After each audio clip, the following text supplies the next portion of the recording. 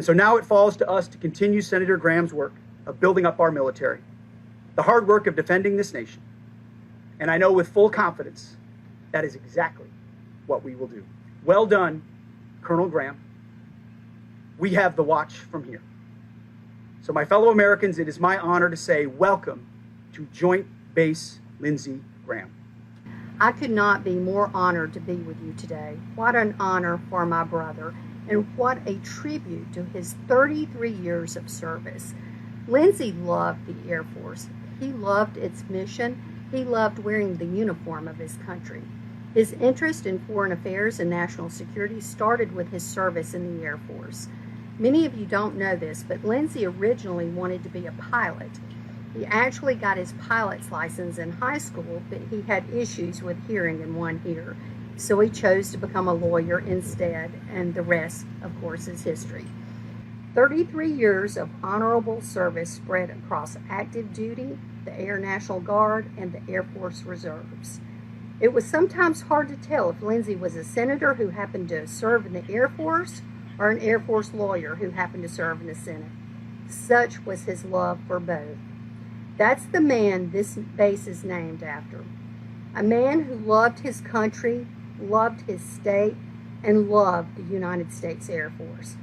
I could not be more honored or humbled for him to be recognized in such a fashion for his lifetime of service.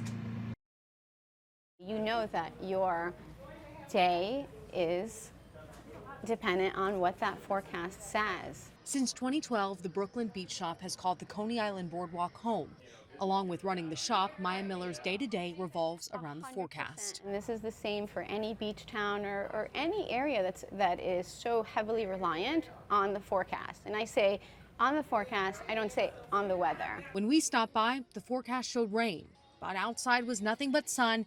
And on the hour-by-hour forecast, the chance of rain doesn't appear until the evening. Did you ever imagine that your day-to-day would be dictated by an emoji?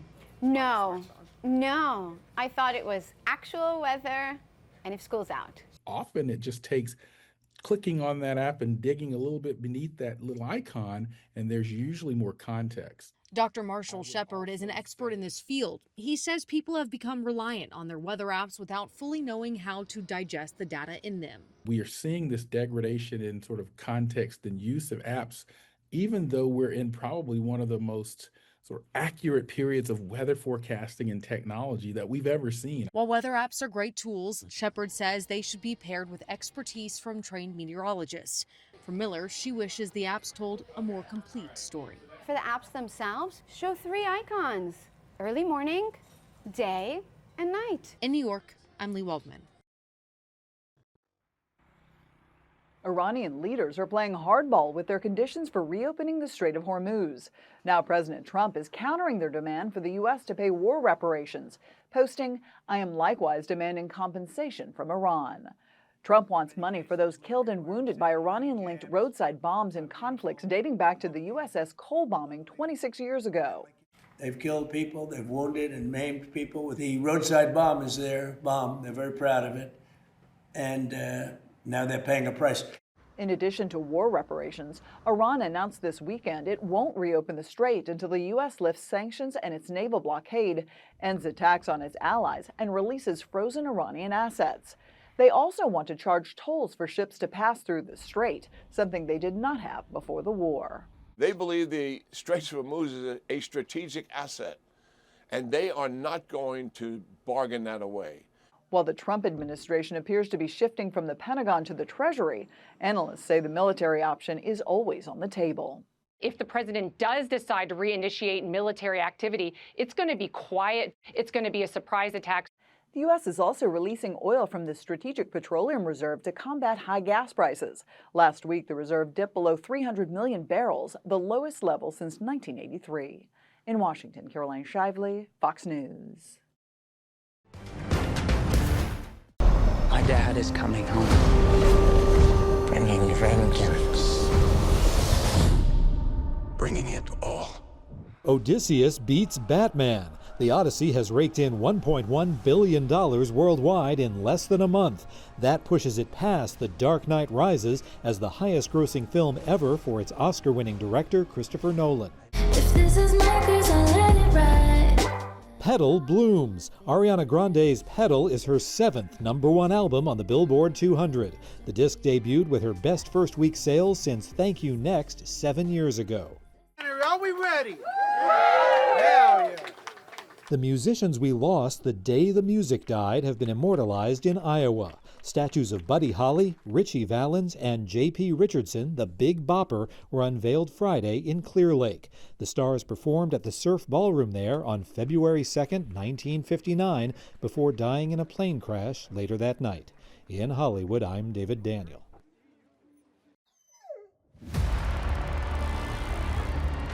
Anybody else see that weird light last night? What weird light?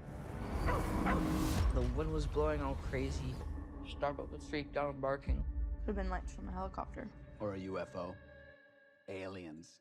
Shut up, Dad. It's not a visitation, but transportation for Anne Hathaway, Ewan McGregor and family in The End of Oak Street. We can't leave. It seems their once quiet suburb isn't in suburbia anymore. I think that our neighborhood, our house, our whole street has moved. How the hell is that even possible? And their new neighbors definitely are not following HOA rules. Run! Get inside now! Mom, look! What the hell's going on? It's an unexpected and urgent family bonding experience. Gather supplies. Grab anything you can use as a weapon. What are we gonna do? We're gonna survive. Easier said than done. Get back! Run!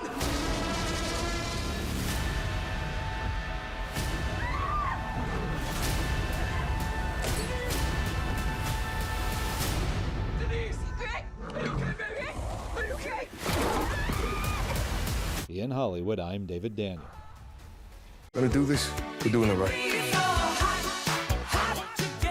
Grand Theft Auto 6 heads to Netflix. The streamer and Rockstar Games have announced Grand Theft Auto 6: An Extended Look will premiere on Netflix August 27th. The game is slated to arrive November 19th.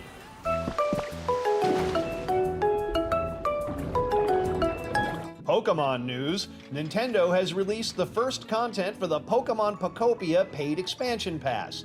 Gamers who didn't purchase the upgrade also get a free update, giving characters the ability to swim underwater. Say your prayers! Doom is no one's entertainment. Let's finish this quick. A new challenger approaches. Marvel Tokon Fighting Souls pits multiple Marvel heroes and villains in tag team fighting matches. The game is out now for Windows and PlayStation 5. Leveling up in Hollywood, I'm Rick Damagella. I want to talk to you, device. Not touching, Jessica. $3.9 million gave Toy Story 5 a domestic total of $470 million. It's over $1 billion globally. Well, well, well. If it isn't the old-timers passing the torch to the new generation.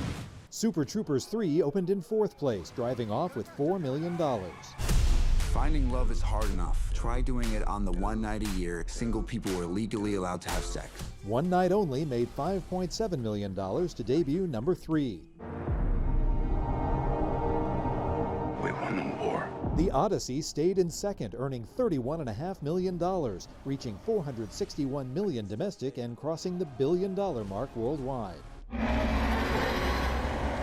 I didn't know you could get that big. Spider-Man Brand New Day is huge. The superhero flick took in $145 million in its second weekend out, for 10-day totals of $655 million domestic and $1.7 billion worldwide. In Hollywood, I'm David Daniel.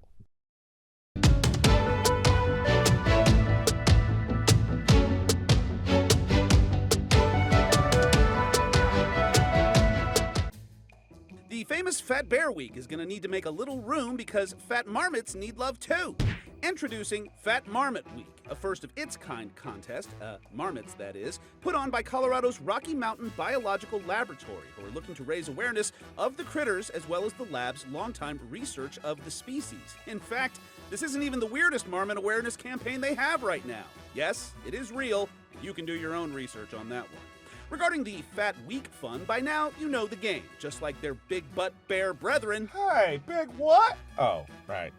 Marmots also spend months packing on the pounds ahead of the winter hibernation. So, starting on August 24th, viewers will get to vote bracket style on which marm is the chubbiest, the chonkiest, the badonkadonkiest.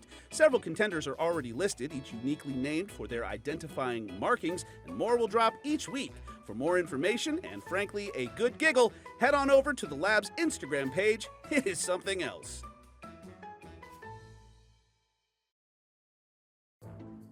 In the world of viral raccoons, Jimothy may have the mojo, but this Texas raccoon has the mayo, or at least she did, until Animal Services officials liberated her from a giant mayonnaise jar stuck on her head for days. The raccoon, which was aptly nicknamed Mayonnaise by residents, was spotted for days wandering a Dallas area neighborhood trapped in the tub. Dallas Animal Services says they tried several times to capture her and finally made a successful grab, sedating Mayonnaise and removing the jar. They say she was a little dehydrated, but otherwise was in good condition. Look, she probably won't end up on t-shirts and Google or whatever, but as far as 2026 Trash Panda fan pandemonium goes, now you have Jimothy with mayo on the side. Right now the time is 5:14. It's time to connect the dots. That's when we make the news that makes sense. Artificial intelligence is opening new doors for scientists, but one recent experiment is raising some serious questions. What if artificial intelligence could create a virus that's never existed? Let's connect the dots. It sounds like science fiction, but a study published in the journal Science says researchers have now used AI to design new viruses in the lab. Now, before you panic, these viruses cannot infect people. Researchers used AI to design viruses that could replicate and kill bacteria in the lab. Scientists say that could eventually help fight drug-resistant bacteria, but the breakthrough also raises a bigger question about AI and biosecurity. Could the same technology eventually be used to design viruses that harm people? Experts say that is not possible with this research right now. Human viruses are far more complex. However, scientists say this is a warning about how fast AI is moving into biology and why safety measures need to keep up. And that's connecting the dots. Over the weekend, cops seized more than $10 million worth of supercars. We're talking a Ferrari, a Lamborghini, a McLaren, and a whole lot more. London, England Metropolitan Police say it's part of an annual crackdown on uninsured, antisocial, and dangerous driving. In total, the agency says it snatched up 90 vehicles during the operation. That includes a Ferrari Monza SP2, a rare model which recently fetched nearly $5 million at auction. The special chief inspector in charge of the roundup says the goal is to send a message to drivers that reckless driving won't be tolerated. Squishy toys are controversial, but I think they're proof that the kids are all right. Let's cut right to it. Toys like Neato and Squishy Dumplings are crazy popular right now. They're these squeezable, gummy shapes that kids love, although they do annoy parents when they have to clean up the goo that comes out of them when they eventually pop. He's really freaky. I feel bad squishing his head. That goo can turn into a burn hazard if it's left in a hot car, so be careful. But the great thing about squishies is that they're totally analog. For anyone who's been raised on screens, the novelty of the squishy toy is its simplicity. They're three-dimensional, but they don't do anything. Kind of looks like a snake. It's way more fun to knead a squishy that's shaped like a giant banana than to, crunch your fingers on your phone. Before squishies, there were fidget spinners and rubber bands shaped like animals and those little skateboard that you rode with your fingers. It's kind of comforting that Gen Alpha is just like the generations of kids who love cheap little knickknacks that, yes, occasionally distract them in school, but also help them connect with each other. The squishy fad really does show that you can pry children away from their screens, as long as you give them something else to play with.